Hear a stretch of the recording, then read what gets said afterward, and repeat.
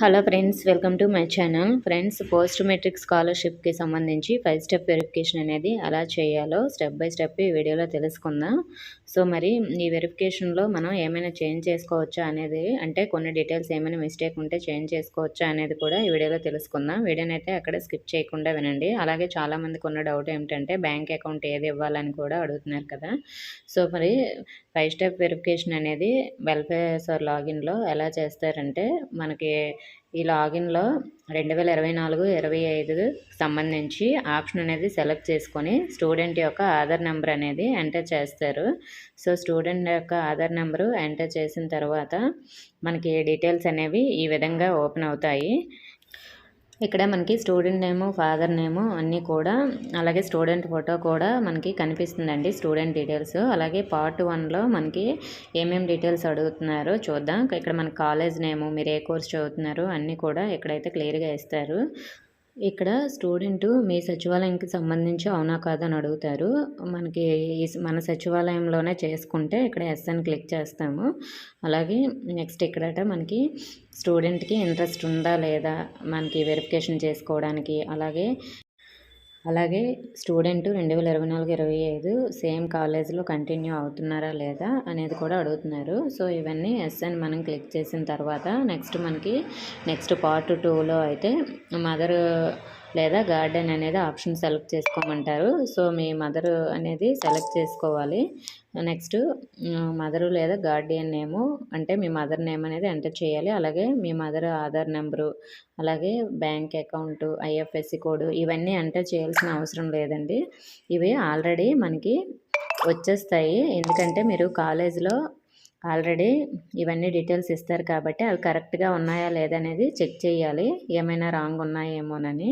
So మరి ఇక్కడ ఏ account ఇవ్వాలనే డౌట్ అయితే చాలామందికి ఉంటుంది కదా. సో జాయింట్ అకౌంటే ఆల్రెడీ కాలేజీలో ఇస్తున్నారు కదా. సో సచివాలయంలో కూడా జాయింట్ అకౌంటే ఇవ్వండి.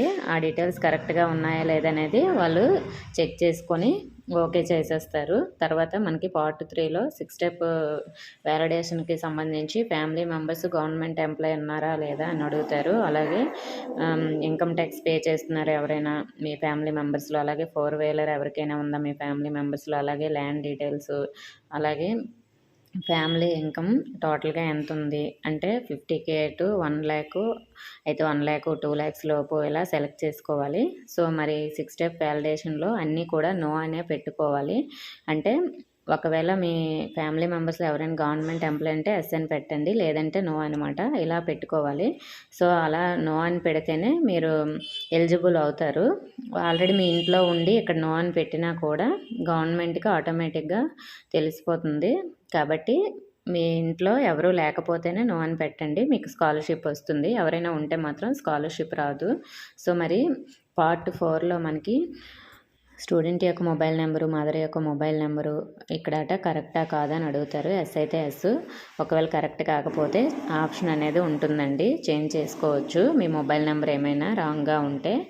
అలాగే నెక్స్ట్ ఇక్కడ మనకి మీది ఏ విలేజు, అలాగే డోర్ నెంబరు, మీ అడ్రస్ డీటెయిల్స్ అన్నీ కూడా ఇక్కడ ఎంటర్ చేయాల్సి ఉంటుంది. సో నెక్స్ట్ పార్ట్ 5లో రైస్ కార్డు అవైలబుల్గా ఉందా, దాని యొక్క నెంబరు అన్నీ కూడా ఇక్కడైతే ఎంటర్ చేయాలి. రైస్ కార్డు మనకి ఎస్ఎన్ క్లిక్ చేసి రైస్ కార్డు నెంబర్ అయితే ఎంటర్ చేసి, సో మరి రైస్ కార్డులో ఎంతమంది ఫ్యామిలీ మెంబర్స్ ఉన్నారనేది ఆప్షన్ కూడా క్లిక్ చేసి కిందనైతే మీ యొక్క ఫ్యామిలీ మెంబర్స్ డీటెయిల్స్ ఎంటర్ చేయాలి. ఆధార్ నెంబర్స్, అలాగే నేమ్స్, అలాగే వాళ్ళు ఏం చదువుకున్నారు, వాళ్ళకి మీకు రిలేషన్షిప్ ఏమిటి, ఈ డీటెయిల్స్ అన్నీ కూడా అడుగుతారు. సో ఇవన్నీ ఫిల్ చేసిన తర్వాత అన్నీ కరెక్ట్గా ఉన్నాయా లేదని ఇంకొకసారి చెక్ చేసుకొని సబ్మిట్పై క్లిక్ చేస్తే సో మరి 5 స్టెప్ వెరిఫికేషన్ అనేది కంప్లీట్ అయిపోతుంది. 5 స్టెప్ వెరిఫికేషన్ అనేది ఈ విధంగా చేస్తారండి. కాబట్టి డీటెయిల్స్ అన్నీ కరెక్ట్గా ఇవ్వాలి. సో జాయింట్ అకౌంటే ఇవ్వండి, ఎందుకంటే మీరు ఆల్రెడీ జాయింట్ అకౌంటే ఇచ్చారు కాబట్టి ఇక్కడ అదే చూపిస్తుంది. కాబట్టి అది కరెక్టా కాదని ఎంప్లాయీస్ అనేది చెక్ చేసుకుంటారు. సో అలాగే 5 స్టెప్ వెరిఫికేషన్కి ఇంకా ఎవరికైతే నేమ్ రాలేదో అటువంటి వారు కంగారు పడకండి. మీ కాలేజ్లో మీరు తంబు వేసిన తర్వాతే ఇక్కడ నేమ్ అయితే వస్తుంది. అక్కడ ప్రాసెస్ కొంచెం లేట్ అయితే ఇక్కడ నేమ్ కూడా లేట్గా వస్తుంది. సో మరి తొందరగా అయితే ప్రాసెస్ కంప్లీట్ చేసుకోండి, ఎందుకంటే మనకి డిసెంబర్లో అమౌంట్ అనేది రిలీజ్ చేస్తామని చెప్తున్నారు. కాబట్టి ఈ ప్రాసెస్ అంతా కంప్లీట్ అయిపోయి అన్నీ ఎలిజిబుల్లో ఉంటే మీకు అమౌంట్ అయితే క్రెడిట్ అవుతుంది.